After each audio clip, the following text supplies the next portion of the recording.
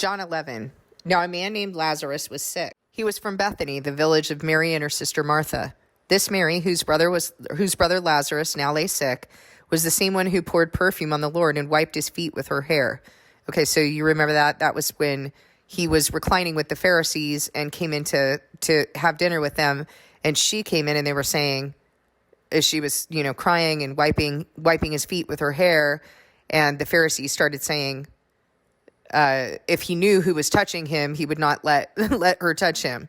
And Jesus rebuked them. And he said, I came in here, you didn't anoint my head with oil, you didn't wash my feet, you didn't give me a kiss.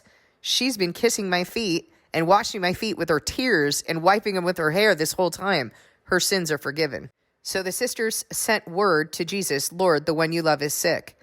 When he heard this, Jesus said, the sickness will not end in death. No, it is for God's glory, so that God's Son may be glorified through it. Now Jesus loved Martha and her sister and Lazarus. So when he heard that Lazarus was sick, he stayed where he was 2 more days. And then he said to his disciples, let us go back to Judea. But Rabbi, they said, a short while ago the Jews there tried to stone you, and yet you are going back?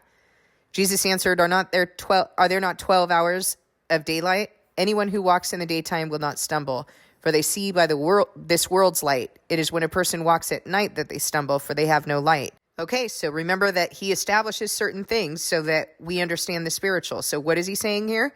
What did he establish? Are there not 12 hours of daylight? Anyone who walks in the daytime will not stumble, for they see by this world's light. It is when a person walks at night that they stumble, for they have no light. So what does he want you to understand?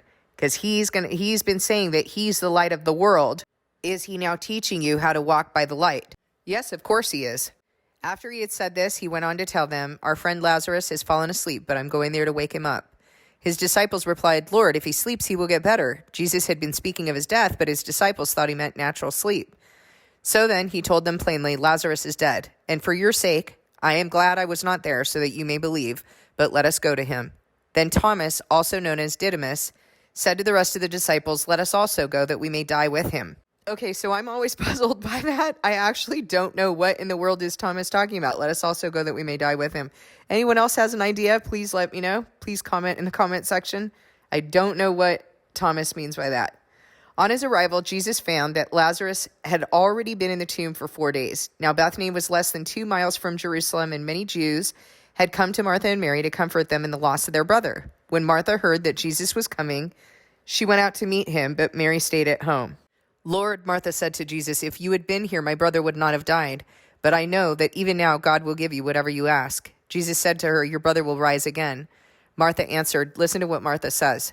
I know that he will rise again in the resurrection at the last day. Okay, does she say there's more than one resurrection? No, because that's one false doctrine that's planted. She says in the resurrection, so only one resurrection that people have been looking forward to, and it's at the last day. It's not in the middle. It's at the last day. It's not before the 7 years of tribulation. It's at the last day. And 2 Thessalonians chapter 2 tells us exactly when that's going to happen. It will not happen until the abomination of desolation is set up. And we know that the abomination of desolation being set up culminates at the end of the Antichrist reign. Okay? Jesus said to her, I am the resurrection and the life. The one who believes in me will live, even though they die. And whoever lives by believing in me will never die. Do you believe this? Yes, Lord, she replied. I believe that you are the Messiah, the Son of God, who is to come into the world. Let me read again what he says. I am the resurrection and the life. The one who believes in me will live, even though they die.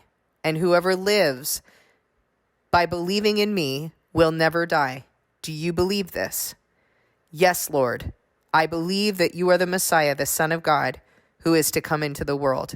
Now remember that Martha is in deep grief right now. Jesus isn't just asking her before he dunks her underwater, do you believe in God? You believe that Jesus died and rose again 3 days later? I mean, it's not just like lip service. She's in deep grief right now.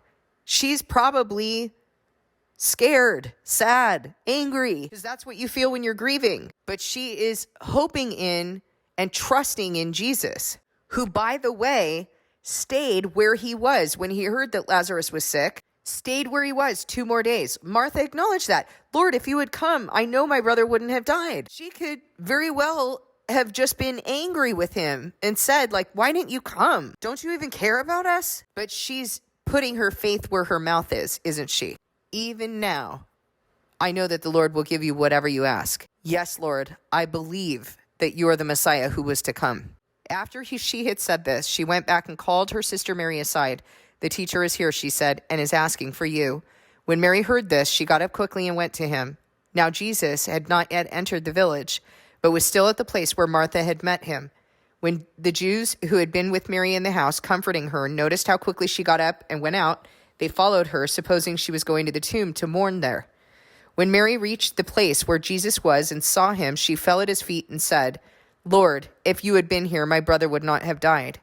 When Jesus saw her weeping and the Jews who had come along with her also weeping, he was deeply moved in spirit and troubled.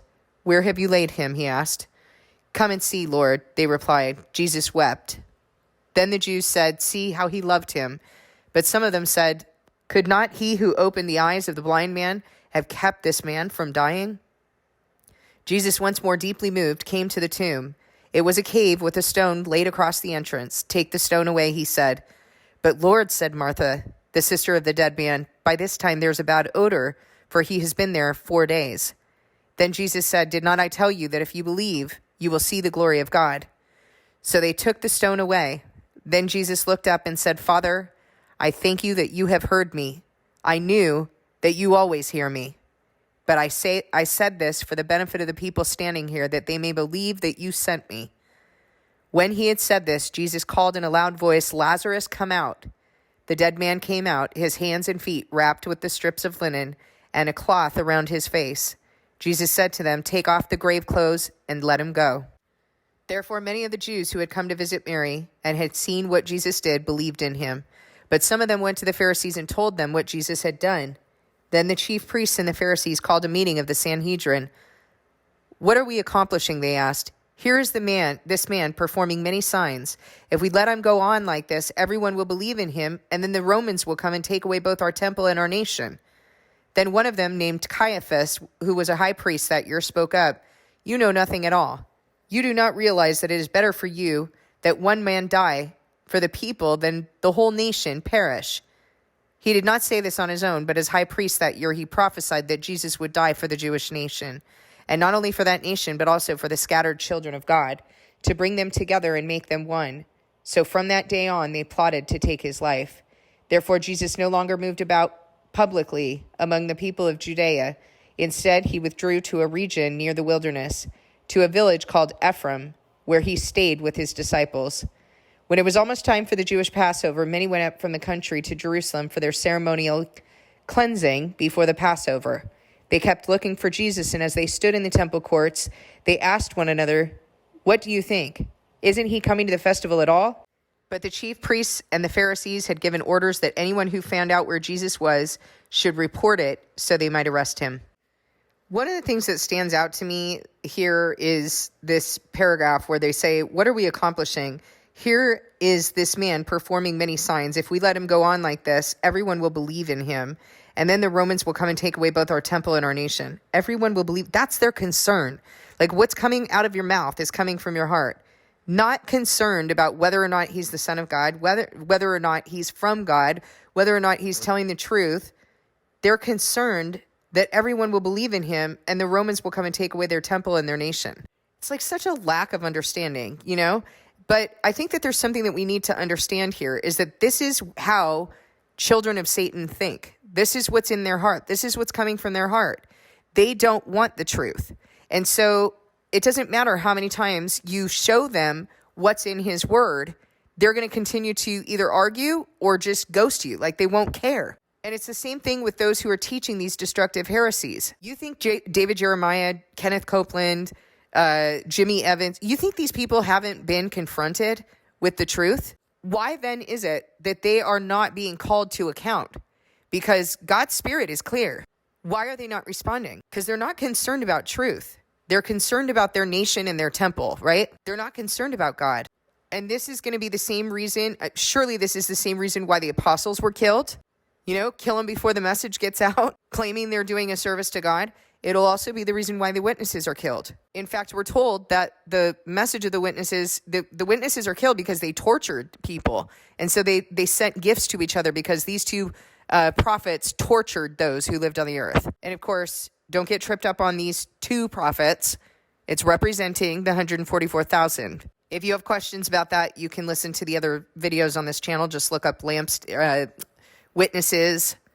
There are a lot of different videos on this channel about that. But I'm really struck by that just outright wickedness, like no concern for truth. They admit that he's performing signs, but they don't want him to take away their glory. That's what they're concerned about. And it's so wild because their glory is going to fade, is going to pass away with them. What a foolish thing to sell out for this world and give up eternity. What an incredibly foolish thing. I mean, what's the longest life that you could live here? What's the best life that you could possibly live here? There's nothing that you could do here. There's nothing that you could live here that could supersede eternity and all of the good things that God has planned for us. What incredible foolishness. And then this story about Jesus raising Lazarus, which of course, him raising Lazarus is obviously a miracle from God. But some of the things that touch me here have to do with the attitudes of Martha and Mary, the faith that they are demonstrating, and also the way that Christ prays right here. Father, I thank you that you have heard me. I knew that you always hear me, but I said this for the benefit of the people standing here, that they may believe that you sent me. I mean, poor Jesus, he's going around doing all this stuff, and he's constantly hoping that people are going to believe and be brought to him. And I will tell you, I very much relate to that. I very much relate to constantly praying and hoping that people are going to believe and be brought to him, that the words that I'm speaking are going to be testified to, and that these people are going to have ears to hear, eyes to see, a heart to understand. And I know that God is going to do that in his time. And I think that, honestly, if it had happened right off the bat, maybe I would have taken credit for that. Maybe it would have been a stumbling block to me, but I need to feel what Christ went through. I may not see the bulk of the fruit that's going to come from what my role has been here. I may not see that in this life. It may not happen until after I'm gone. I hope I get to see it. From what I've seen thus far, I'm super happy. I feel so incredibly blessed that he called me. I really do. So incredibly blessed. And I look at some of the people who are getting it and are being activated in their role and are saying things that come from God. They come from God. Like they're explaining parts of their process that only come from God. As they're going through Heart Known series, talking about, they go deep.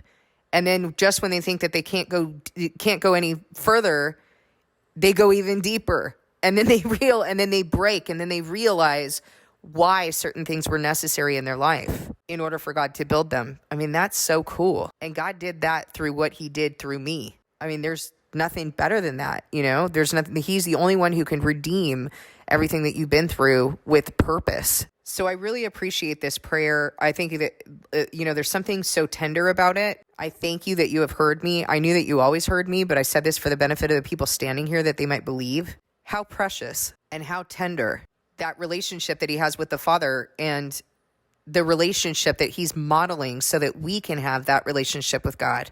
So those are the things that stand out to me. I thank you for listening. God bless you, and I'll see you in the next video.